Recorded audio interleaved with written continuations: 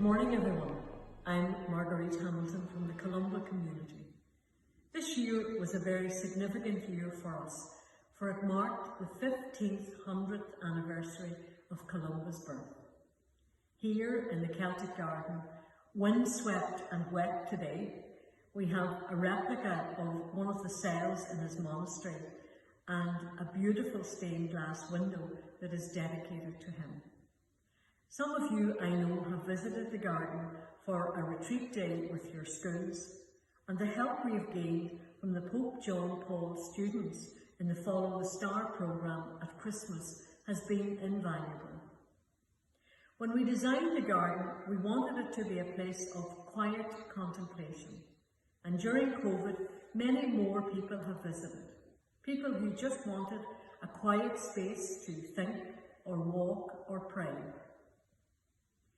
We all need silence in our lives so that we can get to grips with what we really think, what we really feel, what we really believe in.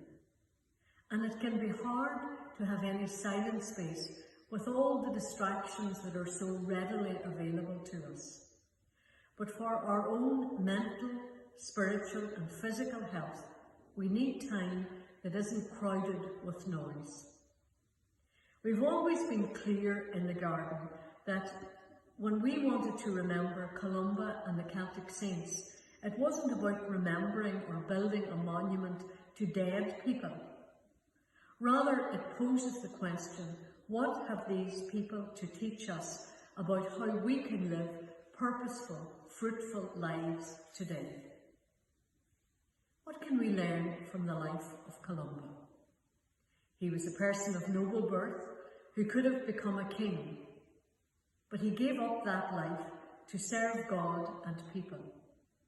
He didn't settle for a life of power and prestige, but sailed with his monks in a little boat to Iona in Scotland. It was a dangerous journey, but he trusted that God would look after him because he was doing what God wanted him to do. He gave up something good for something better. And this is a choice that we will all be faced with at some stage in our lives. He was able to do it, to make the right choice, because he had experienced the great love God had for him. The rune of Columba talks about the monks praying until tears came. These tough men, always living with the threat of famine and invasion, were brought to tears because they experienced being loved and experienced their past mistakes being forgiven. An experience which is available to each one of us. It's also said that their eyes were washed clean so that they could see into the heart of things. In prayer and silence, they knew what they had to do. Today, with so many voices vying for our attention, it's more fake news all the time. Sometimes it's hard to know what the right thing is. What years in teaching showed me is that when a young person is fired with that desire to do what is right, they will make a difference in their communities. They will take on projects and give their time unselfishly to see that project succeed. The deep call of Columba was to bring people to an understanding that God loved them as they were, with no conditions, no strings, and he wanted to reach out and help them.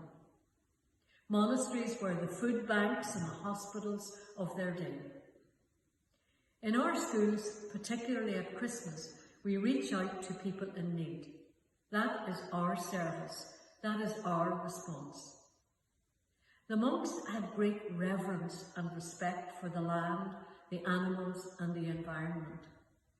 And you young people are leading us in this vital journey, helping us to see the crippling effects on the poor of the way we live. Perhaps in our Advent preparation, we will pray that we will realise in the depths of our hearts that God wants to lead us, wants to guide us, wants us to help the poor and those in need. Thank you.